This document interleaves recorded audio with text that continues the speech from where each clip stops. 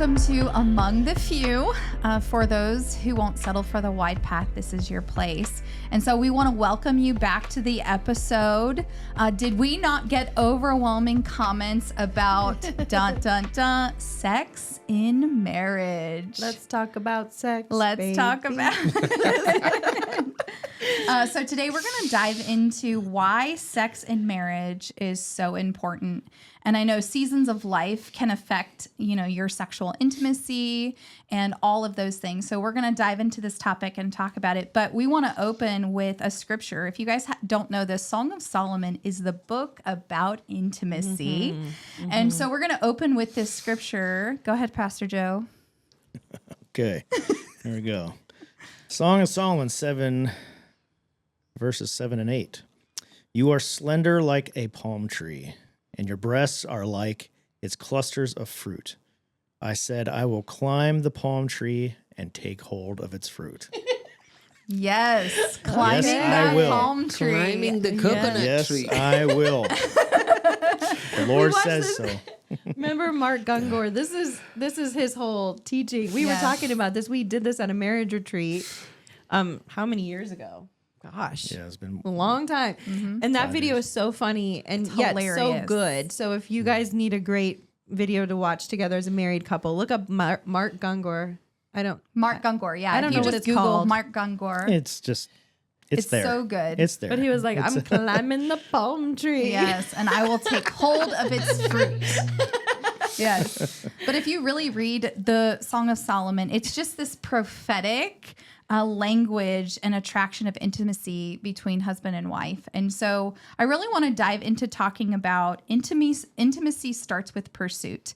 And you know that men and women are created differently.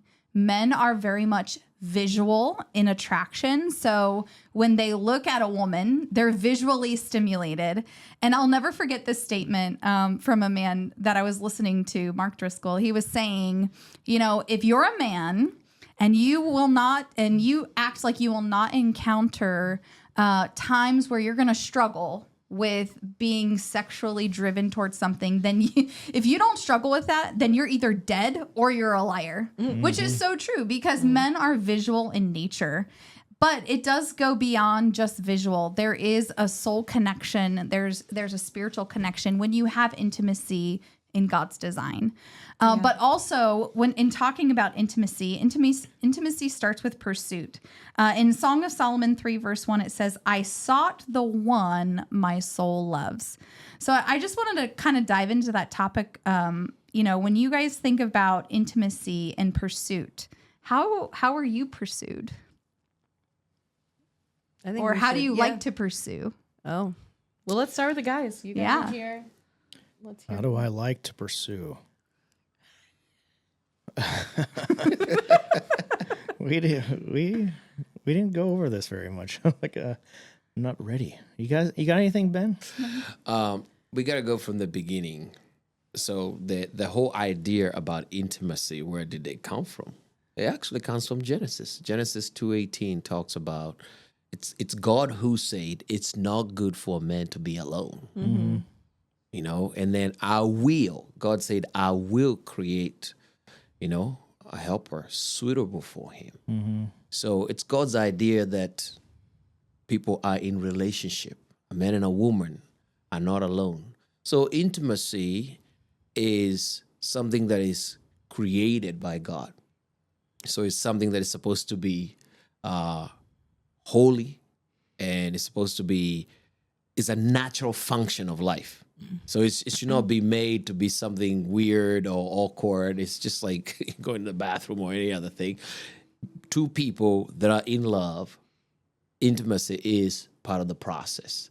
So, and if that's how we were built, then it begs for us to answer the question, how should we go about it the right way?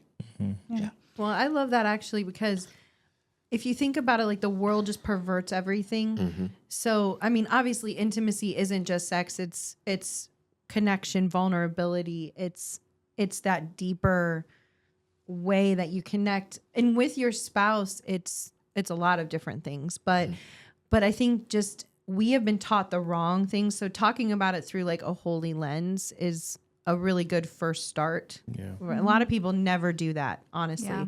They really don't even know how to like do that. So, when we say with people in marriage counseling a lot, they're going from a very worldly perspective to I'm going to put a ring on it. And when your sex is driven by worldly perspective and then you just put a ring on it, you can actually bring worldly mindsets into the bedroom, into a marriage bed, which isn't good either, Yes. So I think that's kind of an interesting. So I have to a start. really cool question to ask everybody, because each of us grew up differently and we were given advice. I don't know if you were given advice, but what was the advice given when you got married? We established this in one of the episodes that Joe and I was a virgin when I got married, so I had no experience. Lindsay and Ben have a different story, but I'll start with mine. So I'll never forget the day that I was getting married and my mom came up to me and she said, now my dad never talked about it. It was like a taboo. You don't discuss this. But my mom, she's getting me ready for the wedding and she comes up, she's like, this is the only thing I'm going to say to you. Practice makes perfect. And I was like, that's it? That's all you have to say to me is practice makes perfect? That was my only advice that I ever got about sex and marriage. What was your advice? I grew up in African culture, and this was not a subject of discussion whatsoever. You pretty much had to discover sex on your own, one way or another, because at a certain stage in your life, you become curious, and then pretty much you're going to learn from the older guys because they're probably going to talk about it more openly. But it was never a subject of discussion. I never heard about it in church. I grew up in the Catholic Church. I never heard it, at least at school, in the biology class. You had to learn about reproduction. That's the first time you probably learned how your body operates, and then they also talked about certain stages of life and what happens and all that and puberty. So that's the only education. But as to how you should handle sex, there was no any lesson. Yeah. So you were left to go discover for yourself. Unfortunately, because the right people did not present the solutions, they were readily available out in the world, which had the provided view of it. So, we learned some crazy stuff, until we came to Christ and began to realize that the Bible also has said a lot of things about this on how we should handle it. That's when we really get a biblical view. And then even when I became born again, I was just told you should never have sex before marriage. Don't. Yeah. But nobody told me, okay, what do I do with these feelings? What do I do when these feelings come? Because I'm a natural human being. I'm a grown man. Nobody ever really. It just said, that's a spirit of lust. You need to rebuke it. It needs to go. You should not have sex before marriage. But nobody really talked about, okay, then how should we do it in a healthy way? So I can say there was almost zero education on this. Yeah. What about you?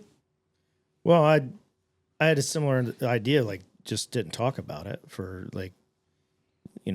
parents both sides of my parents' families and everything very closed off in that regard. They don't talk about it. They don't display, the public affection very well. I mean, you can watch my parents hold hands occasionally, but it's not like in your face all the time. But I think the advice I got was like, have fun, That was probably from like your brother. Yeah. And It was probably not from your dad. yeah, no, definitely not from my parents. But other people who probably were, friends that were married already. And we had a few when we got married that yeah, were married already. And so I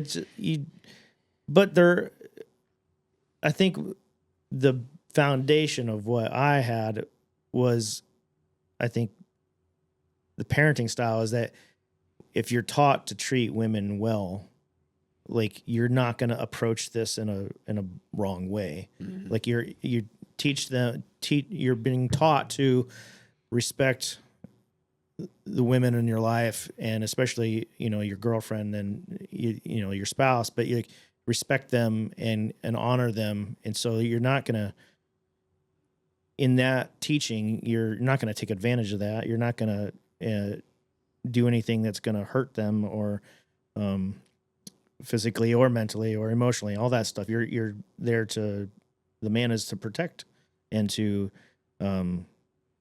take care of his spouse. So like that was taught, but it's not, you know, what happens in the bedroom is, no, yeah, we're not talking about that. But I mean, I grew up where, you know, the internet was fully functional, and you know, that was a big thing. You know, I forget when I started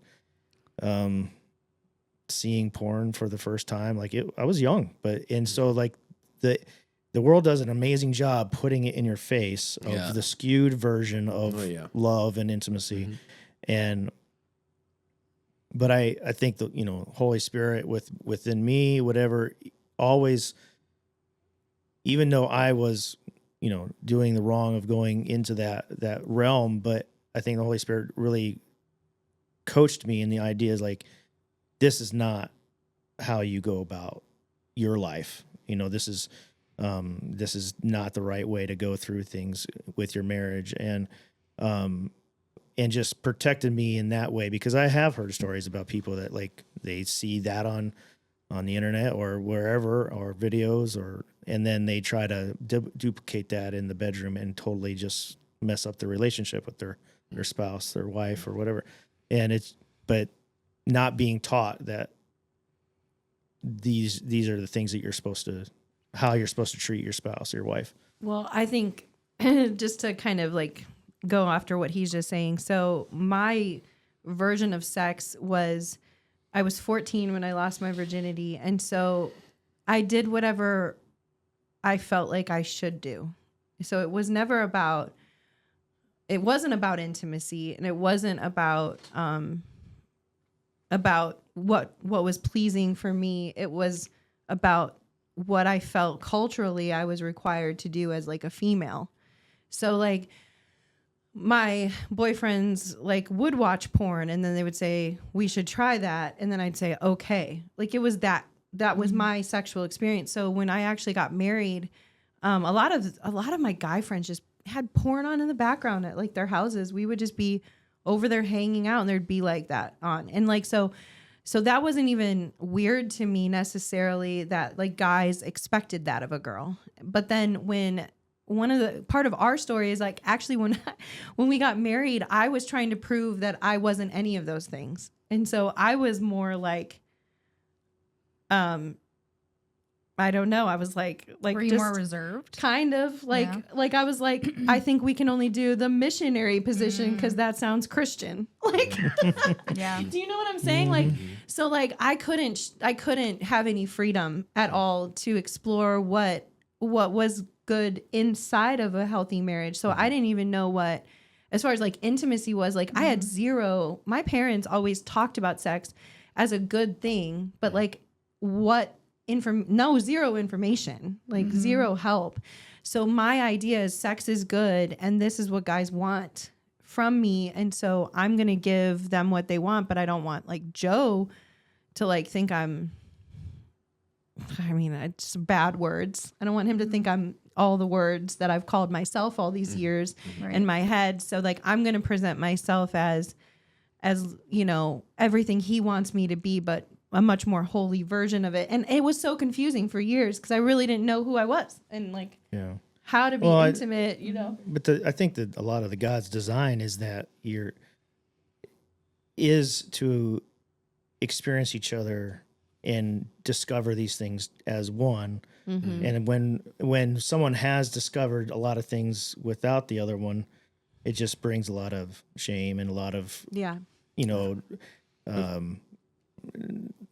confusion almost. Like, but also like there's also like a difference of where the approach, because like if we're doing something for the first time together, like we're like, yeah, let's we're figuring it out together. But then one person is behind, so to speak, as far as their understanding or knowledge, then you kind of feel like you're lesser than, or that you don't, you just feel lesser of a person because you don't know what's going on and the other one does. And Did you guys have that experience a little bit? Like, I think you're stating something that is so important. And when it came to me as a virgin being married, I think communication was the biggest thing. You have to communicate like what is feeling good or what is not feeling good, or what is basically causing arousal. Well, it is not, those kinds of things, because communication, I think communication is the biggest factor. absolutely. And you're not, don't communicate. We were just talking about this. When you're in the phase of young kids and they're climbing on you all day long, and then they just want to touch you at the end of the day, you freak out because you're like, I'm already overstimulated with kids. But I know what Ben is really great about is communicating from the beginning of the day. Hey, he's already letting me know. He's climbing the coconut tree. He's climbing the coconut tree. He's already giving me the sweet nothings, and setting up the stage. So I'm not completely caught off guard at the evening that, okay, now this is what you want from me. So I think communication in sex is huge. Well, we had to communicate through like my issues, his thoughts, but it just took us a minute because there was some shame still attached to all of that. And I was really working through that with the Lord, of course. And he healed me a lot before we got married and stuff. But I still felt like some kind of mindset of like, I'm supposed to be this and I'm not supposed to know these things or do these things. So like, I have to pull it all back.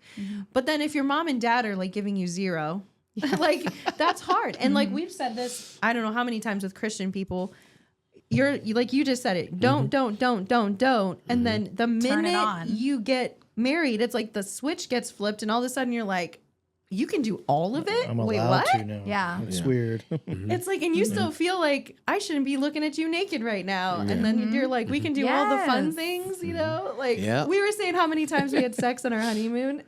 Yeah. I mean, how many times did you guys A have lot. sex? You're practicing a lot. We're like, can we do like, how many times a day can we get this done? Yeah. And when you're in your 20s, it still does that. So. I also think in the communication side of it, when I was a kid, there was a boy who took advantage of me. And so I was exposed to things that I should have not been exposed to when I was like a first grader. So I remember when we got together and we were kind of talking through these things, I was scared because I was like, when we sat down and communicated about, okay, this is what I want, that's what he wants. And then I communicated with Ben, I don't want to do this because it reminds me of that past experience that I had. And so kind of, we also communicated about boundaries that we didn't want to cross because I was not comfortable. And then progressively, as we felt trust, as I could trust him that he's not taking advantage of me or he's very tender in that moment, that we began to experiment with different things. So I think that was a real thing. Which is a great point with trauma and people who have survived sexual trauma. That changes your whole sexual experience as a husband and a wife tremendously. And like, you do have to be upfront, vulnerable, communicative with things like that. Because that's a real thing. But I think the trust, it gets built. It does. Yeah.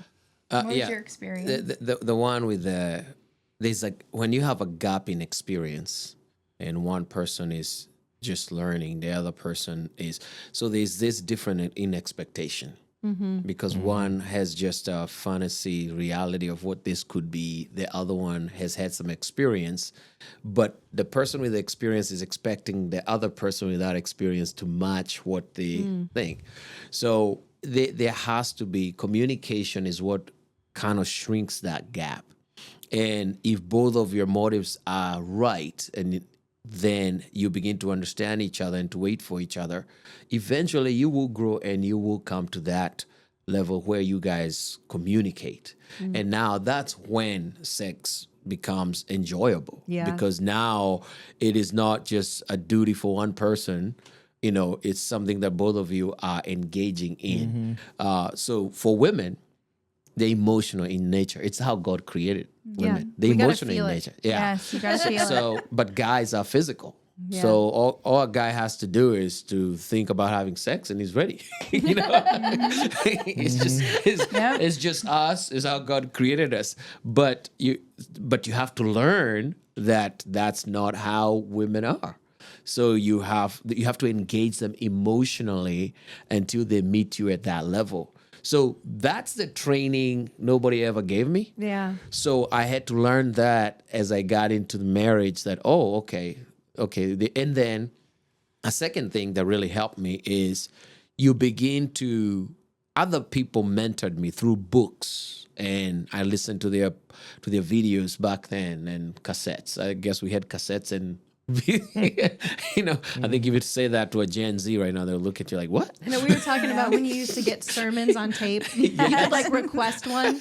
Yeah. We were just talking about that the other week. Yeah. So those some of these mentors began to really teach me what it means to have sex the right way and how you should treat your spouse. Yeah. And that's what really brought the education that I lacked when when nobody told me anything. Well, and I think there's something so powerful about like having somebody in your life who will be really honest with you. Yes. And very vulnerable about their own experiences, because like and I'm sure you guys have done this too with marriage counseling, but when we sit with people and we share our own kind of stories, they're like, what? We're not alone. I mean, we've sat with people who have struggled to ever find the joy in sex, and we're like, you got to have a lot more of it before you hit the jackpot, because there is like a jackpot in sex. And I would say like ours was even 10 years in where we're like, whoa, I didn't even know it could be like this. Like, I don't know if it was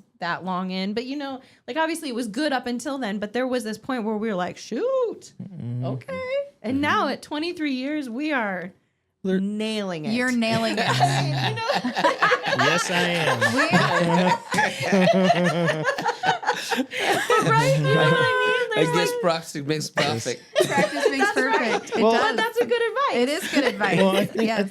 I think going back to like your training and talking is like, I guess if you're parents now and you're trying to see how to teach your kid, Yes. I think one of the things is just talking about uncomfortable things. It doesn't have to be necessarily sex. It doesn't have to be that stuff, but getting your kid comfortable talking about uncomfortable Yes. things, because the conversation about sex with your spouse is uncomfortable, and it's not. It's like I don't know.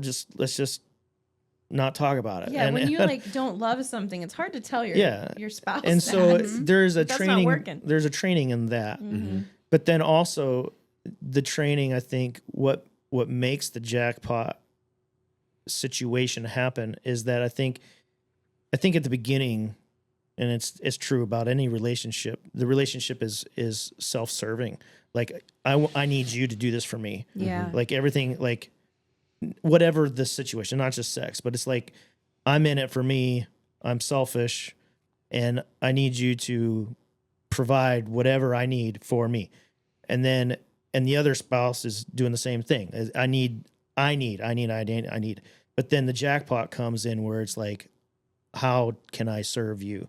How can I provide for you? How like I want to make your life better. I want to make your experience better. And so, I mean, that's for me. It's more of, and it's making sure you're good. Well, and making if, sure if you're both happy. people are doing that, Yeah. then everybody's good. Yeah. But also, I think it's for part of it for me, and I'm sure this is probably true for you too, Jackie. There's got to be a place where, as a woman, like you fully relax. You And- have to be relaxed. Yes. And I couldn't relax for years. I didn't even know I wasn't relaxed. Now I look back, I'm like, I wasn't relaxed. But there's a lot of fear too, and like trusting him and being that vulnerable. Yeah. Because like it really is vulnerable for a Yes. woman. It's I know guys, it is a little different. Like functionally, it is even different. But like a woman, like you really have to be open. You have to be receiving, like all of those things, and like. And the guy wants to know that you are enjoying it, but then you want to lean in, but you also, it feels a little embarrassing sometimes. Like there's real things that like have to happen in the process. I think one of the real things is when your body is changing when you're pregnant. oh, I or can you remember gained weight or lost weight or all the things. You gain weight, know? you lose weight, you're pregnant, and you're experiencing all the hormonal roller coasters of pregnancy, and then you're like, is he even attracted to me anymore? You know, I'm just disgusting. Yes, you go through all of that, and I mean, thank God that they still love us through those processes, because that to me was so vulnerable. And then post pregnancy, you're healing, and now C-sections and all that good stuff, and then you're like, oh man, like, are they still gonna love me? Can we get back to that beauty of having that intimacy within sex? So I mean, there's so many phases that I feel like the women go through when it comes to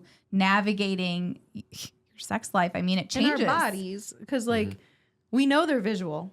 So we're like, this isn't yes, you're pretty, like, I didn't know this could sag like it's sagging now. When he's like, baby, you're hot, I'm like, I appreciate you saying that, but I don't think so. It's true. Right? It's true. I mean, it's true. Yeah. It's just true. But I think a narrative, back to piggybacking off of what Joe is saying, is that talking about your kids about sex and having those uncomfortable conversations. Yeah. Without a doubt, one thing I heard a lot about sex in school. And so, when I became a mom, I was like, there is no one going to establish what sex means in school for me. And so I ended up talking to my kids about sex very early on, because I wanted to be the one to establish what it means and the purpose of it. And I feel like our culture and the movies we watch, sometimes you watch these movies about a one-night stand, or that it's just physical. It's not. No. That is such a lie, that this is just a physical bodily reaction and that you don't take anything afterwards. And I think that's so wrong, because anyone who's probably gone through a one-night stand, they feel terrible the next day. They feel like just a piece of meat, or like just disgusting, because sex is supposed to not just be physical, but it's also supposed to have the intimacy of the emotional connection and the spiritual connection. One of the things that I determined is that I am not going to let the world be the first person to be the first educator to my children about this topic.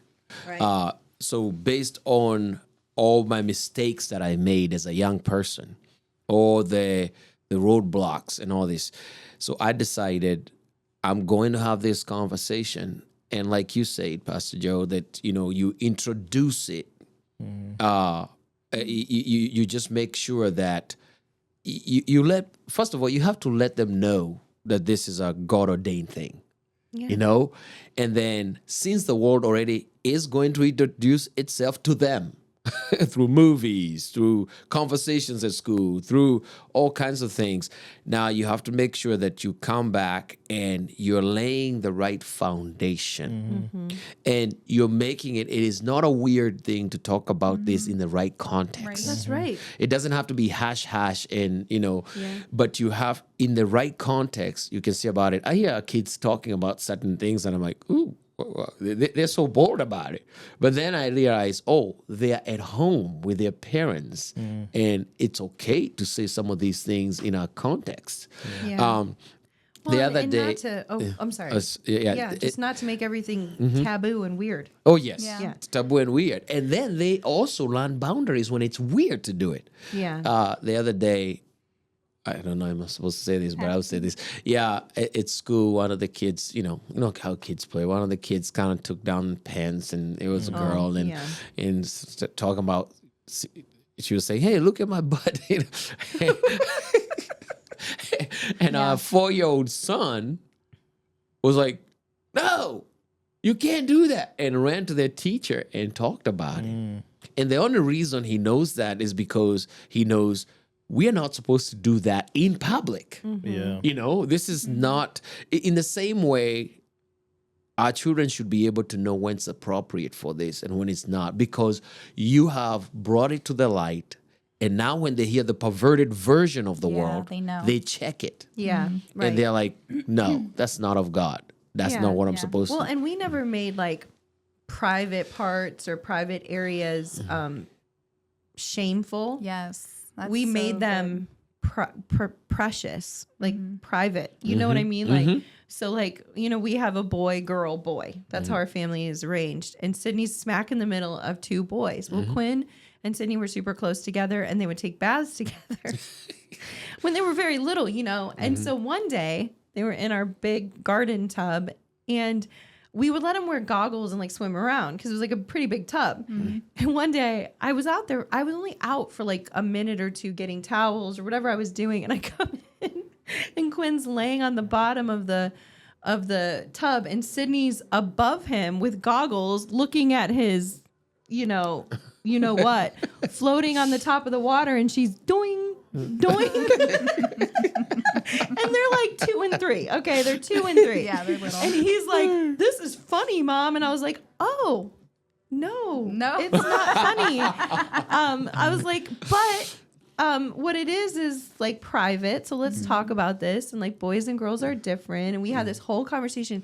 It ended up being a very like powerful conversation. Yes. And then I said, "Guys, now you really can't take baths together anymore because it's apparent that like you notice there are differences and like, but this is how God made us." So we never went into shame about it, freaked out, yelled and screamed at the top of our lungs like parents do when things like that happen. We didn't create fear around it. Right.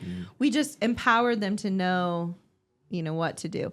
And so I think that's also something that is important, like, because we want our kids to walk powerfully into marriage and know that sex is a great thing. Yeah. We talk about that. We have 3 teenagers. We talk openly about sex in our family, not details or information, but we talk openly about the beauty of what God has created and why it's so precious and important to wait. Yes. And before my daughter gets married and our sons, we will sit them down and talk about some of the questions they have, because I want them to walk into their wedding night feeling like excited Yes. I'm empowered. right? Yeah. And I think that's what I'll do different, you know, as a parent.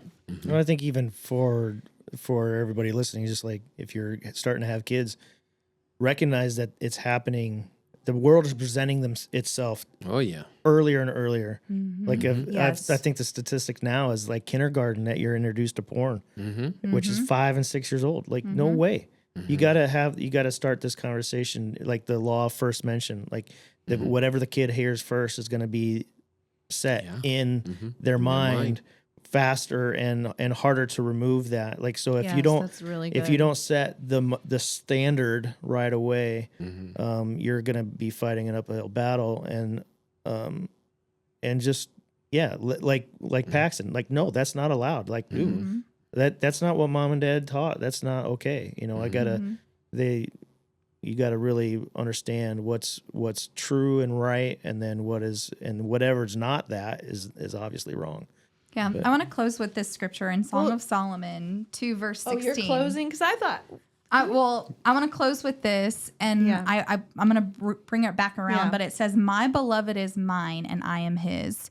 And so when we belong to each other, like you physically belong to them, I physically belong to you. And there is something powerful about sex, is that it brings such deep connection, and men need it. Men need sex.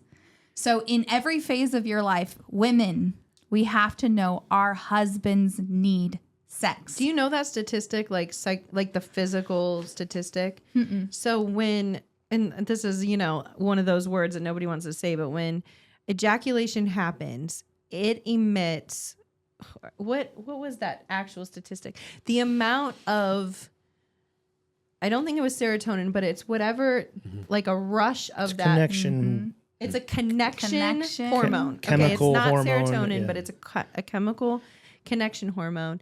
It emits that in that moment, the strength of like how a woman feels when she holds her little baby newborn and like that deep connection. Women, but only men get that in ejaculation. Well, women feel that level of connection very throughout, like, easily, and it's a very strong thing happening all the time. But men only reach that same level as the woman does in those moments in the orgasm of sex. And so God actually designed men so we don't to connect with their spouse through the act of sex. Yeah. That's such a beautiful And it's a way that he was de-stressor for created. men.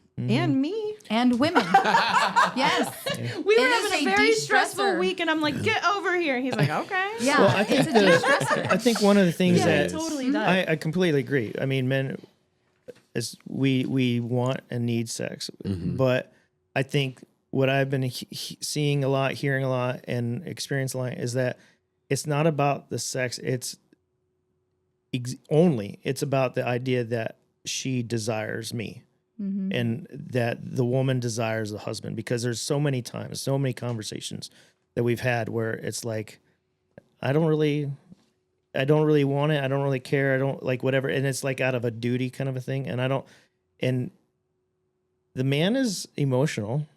Like when you make this thing that he desires and that he really, and if you go scientifically, that's the only way he can connect with you at the same level that you get to all the time. Like he's at a deficit. He's at it. Like he needs that ability to connect with you. Then if it's only out of like, well, you get it, on our anniversary, on your birthday, month. like, Oh, yeah, that's and not it's good. this, whatever. Then he's like, what's the point? Like, then I'm going to shut this Or whole if you thing lay down. there and just take it. Yeah. Right. Like a without dead fish. connecting. Like he's know, looking for seriously. someone who desires him, Yes. and someone who desires to have that. Like it's not because you want the man to desire to connect with you, to desire to do all these emotional things, which is hard for him. And so this physical thing, which is hard, a lot of times for women, like you got to rise above the hard and do Well, I Do think that's the where action. the commitment to the Holy Spirit comes in.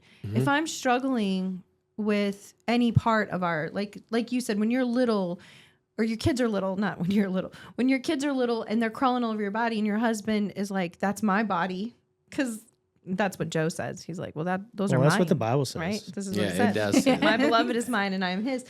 But I'm like, but it was also 3 other people's today, and I'm a little exhausted by the amount of touch that I've Very received. true. But at the same time, there's a part of me then that has to go into prayer and say, Holy Spirit, like, help me. Because I want to offer my husband like all of me. Like, and it's been a little bit, chipped away today because I have 3 children, but I want to give him all of me. So that's my commitment as a woman, is to pray and be like, stir it up, Lord. Like, stir up that passion, Well, because you it's- created me that way. It's also the man to like recognize that for you. Yeah. And then, I mean, men are really good at building things and creating atmospheres. It's like, take the steps to make sure that your wife is ready. And Yes. like, you Grease know, the wheels. Yes. well, not, Hello. but not just, you need to do that. not just that, but like make sure like the day that she has help Yeah. for Do the kids. dishes. Do the baby. dishes, like, do these things that That's are hot. Yes. important. Yeah, like what you like when I vacuum or something, it's like, I'm like, oh, baby. yeah. Oh, you're Oh, getting yeah. some tonight. So I love the way you push that vacuum around the house. Your butt Ben- looks good right When now. Ben cuts the grass, and I'm like, man, you look so good right now cutting that Yes. grass. Yeah. There's something about it. so good. I know. So what advice would I give a young man that's probably just coming into marriage, or even a husband who feels that this has gotten cold, is you have to understand what are the needs of your wife. And like we are saying here, for us, we want to be satisfied sexually, but what is it that gets her to get to that level where you guys can now say, yes, let's go have sex? And the thing is, as you just have heard Pastor Joe say, and both of you just agreed, those acts of service, Yeah. they are very good at creating the atmosphere, the powerful. feelings, because like I said, women are created emotional beings, and those things arouse emotions for love. And so you cannot ignore that part about it. Just because you want to rush into it. No, you have to have the respect and the patience to do these things. And the only reason I can advise somebody that is because I've being crazy sometimes, I want it now, but that's not how he operates. I want to kind of end on this note. How important is touch for a man? How important is touch? It's huge. It's huge. I mean, I think it goes back to this whole thing. It's like you touch me, you hold my hand, it tells me that you see me. It tells me that you, like, if you don't touch someone, that reveals that you don't really care, have a relationship, that you whatever. But when you're touching someone, like, that's intentional. There's a desire, like, I want to be with you. I want, like, we are one, we're together. And so, like, I think it goes back to what we just were talking about too, is like, if you set this whole thing up, like when someone plans something for you, like, that they care about you. That you're seeing them. And when you're doing these things, like, you are setting the atmosphere, setting the whole situation up for that person. And so it's not about you, it's about them. And when a wife will do that for her husband, he sees it, he feels it. He's like, wow, I'm respected, I'm honored, I'm desired, I'm all these things. And the same thing with the man does it for the wife. Is like, it just guys sets to the play stage. around a lot with a woman. So, like, smack you on the butt or like grab your boobs when All they're the walking time. by. And like All the time. But sometimes that doesn't necessarily tell me that he thinks I'm amazing. It maybe feels like I'm a little bit of a playground. So, like, I love that aspect of it, but what really tells me is that body he's is a into wonderland. me. Yeah. What really tells me Plug. that he's into me is like when he's like, "Hey, baby, you look gorgeous today," and I'm like, "Well, wait, what?" Because, like, that's not normal. That out of his mouth. Well, all you have day. to recognize what So, is. like, a what's- man has to know too. Yeah. a smack in the butts for me. Yes. The whispering in your ears for you, kind of. Yeah. Yeah. So, like, I think that goes into, like, you have to be speaking life to one another. Yes. Women. So one of the things we hear, and I just thought this was important to say because you were asking about touch for men. When a man is like, "Hey, you're my wife and I'm allowed to do this," that it's true. But there's also some kind of level of disrespect sometimes that comes through that we see a lot in marriage counseling, which is, you're mine and I get to do what I want, instead of like, how do I break down the walls of you so that you want to give me every bit of it? Yeah. And like, Joe breaks those walls down for me. Like, he doesn't come for me and be like, "You got to do it because you're my wife." No, like, never. I've never. No. He's never not once made me feel like I was some object that he possessed. Right. And I think that that's also very valid, because we hear that a lot in marriage counseling. We hear that the man is coming for the woman and he's doing nothing else all day long, nothing else to help, nothing else to make her feel seen or beautiful or smart or capable. And then all of a sudden he wants to, like, rip her clothes off, and she's like, that. No. Well, I think that's obviously it's a dysfunctional marriage in that Yes. regard. Yeah. I think it goes back to, like, the relationship, the communication side of things. There's dysfunction in that, where it's not communicating, not having conversations that are real and intimate, and then it becomes, well, she's not giving it willingly, so I got to take it. And it turns into this dynamic that is just not healthy in any way. And then Yeah, it's it's just just a this bad cycle. this big ball rolling, and it just becomes unhealthy. And then she starts shutting down, and then he just it just becomes completely Let unhealthy. me ask you a question, Yeah. because you haven't really said much in this part of the conversation. Like, what do you do to encourage yourself in this area? How do you, like, turn it on so Yeah. that you can bring him all of you? Like, So- I think that's a good question for a woman. I think in learning this from the beginning was, reading some books and educating myself on the physicality of a man. So I know that I definitely desire sex. And so, but what I also know is he desires it more frequent than I do. So in understanding how he's made up, for every 2 times he wants it, then I want it. And so, excuse me. What I've learned is that, okay, he does these awesome things to get me to that point. And that is just like this morning. He brought me coffee. It was so sweet. He's like, I didn't remember your drink, but I made the point of going back and getting you a cup of coffee. That means something to me. It touches me on a level. It may not touch you, but it means something to me. And so usually when I'm getting these hints, I start to prepare myself. I'm like, okay, I know what he wants from me. He's communicating very clearly that he's getting to that point of like, hey, I'm setting the stage because I'm going to ask for some later, which I get. Like, I understand. And so through marriage, we've come to this, conclusion with each other. Like, I know he's coming on strong when he's touching me, and he's feeling me up because it's often. So I'm like, okay, and then he's really great at communicating. So I have to get myself in, like, I have to start like preparing myself, like, hey, be sweet, understand what he wants. It may be out of my timing because I may not be all the way there yet, but I start to prepare myself mentally, like, hey, I know that he needs this from me. And I stopped thinking about myself. Kind of like you said, you're here to serve that person. Yeah. So I'm like, okay, why does he need this from me? He needs connection. That's what he's looking for.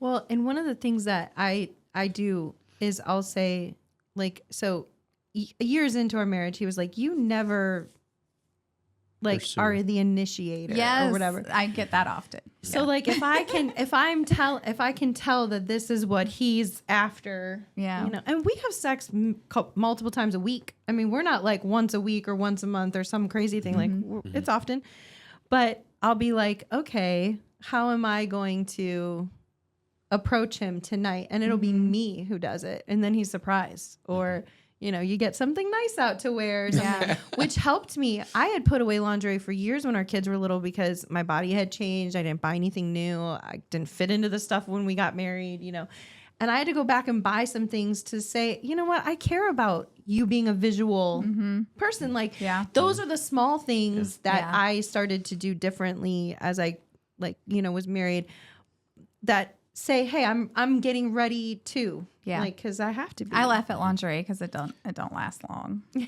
it's like a half a second. You're like, hey, look. And they're like, rip it off. A whole industry for seconds. For seconds. Right. Yeah. Well, I think it's, I agree with everything being said. I just want to be sure that we're communicating, like, because we hear this a lot in marriage counseling too, is that all he wants is sex. And so then therefore anything that's positive is an avenue to get sex. Like, that's not always the case. No. And it's like, again, I go back to this, men are emotional people as well. They're not necessarily as emotional, or it's not, visible. Right. You're not just nice to me because you want to have. Right. But there is, like, it goes back to the intimacy. Like, men crave intimacy. And it's not only sex. It's connection. It's connection. It is connection, yeah. And to feel you up and, mess with you or do something nice for you isn't it. I think that's a big thing, thought process in women, is that just because he does that, like, sex is what he wants. I mean, I'm sure he's not going to disagree if sex happens, but at the same time, let him be nice to you without the assumption, because that's all. Like, how many times we've had conversations where, well, he got me flowers, so obviously he wants sex. Yeah, and I'm not of a marriage counselor, and so it just makes this negative thing in her mind, and then she's like shuts off. It's like, no, you're not getting it because I'm punishing you for something. But isn't that where punishment? Like, the whole construct of your marriage has to be trust, vulnerability, honor, love. Yes. Where everything you're doing every day is like, I love you, you're mine, I'm yours. And so then when he when he touches your body or you touch his, now it's not like, oh, I just want sex. It's like, we're in love. Yeah. Like, I want to touch him. Yeah. I love to touch go back him. To that. Like, he's my favorite place to be, like, cuddle, touch his hand on my on my, leg or around my, I feel so safe with him. So all day long, I'm like, this is great. And then it just makes me want to do that. Yeah. Like I'm not, Should have that Yeah. connection. In Corinthians, it talks about husband love your wives. And then it talks about the husbands to honor their husband. So wives to honor their husband. So the honor and love are two Yes. things that are very important in this whole thing, because honor looks like something and love looks like something. yeah. So from the man, what are the acts of love Yeah. that communicate to your spouse? That's your love language, Yeah. And what is it that she does that makes the husband know that that's the honor? Yeah. So Right. once you have those two in this, they're the bedrock of intimacy. And then you find now, once you identify through experience what that looks like, because we all have different love languages, and you find, that's why I like the book, The 5 Love Languages. Yeah. I recommend that for every Yeah. spouse. Yeah, to know, Yeah. Because in our marriage counseling with folks, you find that most people don't know the love language of their spouse. Well, and I know we're trying to wrap this up too. This is so cool. Like in the book of Song of Solomon, like one of the things, like if you read the book, I just read it like a month ago as part of my like Bible reading. And there's this one verse that just like got me, but she was saying how she could hear his hand on like the door handle and like her heart like jumped inside of her, like her insides quivered or however it's like written. Just at the sound of his hand touching the doorknob. And I just want to remind you, all of you listeners out there, and like there was a moment where the hand on the doorknob made you quiver. Find that again. Yes. Like, and so I take myself back to those moments a lot where I'm just like, I couldn't get enough of him. And like, if he just walked into the room and I smelled his cologne, I was like, oh, like, remember when you're dating, we Yeah. talked about this Oh, yeah. on the, the first episode we did with you guys, when you're just dating and every little thing just makes you want to die. And like, remember that. Cause The butterflies, all the that is still there. Yes. It might be like covered up by a lot of years and a lot of things, but like, I still love how he smells, and I still love just looking at him across the room when he winks at me, and do those things. yeah. Get the quiver back. So my encouragement is read the Song of Solomon. to each other. Read the Song of Solomon to each other, because the intention of Song of Solomon and sex is not that it's cold and distant, Yeah. but that it's supposed to be designed in intimacy and pursuit and passion and tenderness for each other. So read it. And one of the other thing is this: disconnect from life and go on a cruise, go on a 3-day vacation, go with one intention. If loving each other or intimacy between both of you is an important, vital part of a marriage, it is worth investing money and time into it. Yeah. The reason why the coldness of the heart gets in is because you ignored things Yep. for so long, and you got rusty on the inside. She got rusty on the inside. And what the about outside, you can get Yes. rusty if you leave it too long. And you find feel people safe anymore. they're still spending money on all kinds of things. Yeah. But why not invest in that which is very precious to you? And you find, what are the things that made her tickle? What are the things that made him, love you? If you can go back and say, honey, we need to stop everything. Let's just go figure this out. There's so many marriages and even love that gets ignited when people do that. Yes. So, So listeners, if you're listening to Among the Few, you have now heard the directive from Ben. Husbands and wives, you need to plan a weekend getaway. Yes, do it. Where the two of you go and reconnect Airbnb. and spend time together on a cruise or Airbnb. And you have Naked Friday, Naked Saturday. Naked Friday, Naked Sunday. Rekindle this connection between the two of you, that you are both tender and you love each other, and that intimacy. Yes. So we want to thank you for joining us today on Among the Few. Like, share, and subscribe. If someone that you know is struggling with sex and Yes. intimacy in marriage, share this. Yes. Because this is for us to be vulnerable and really get this information out to you, to encourage that and be intimate one with another. So thank you for joining us today on Among the Few. Bye, guys. See ya. bye. That was great. Make sure you go have sex.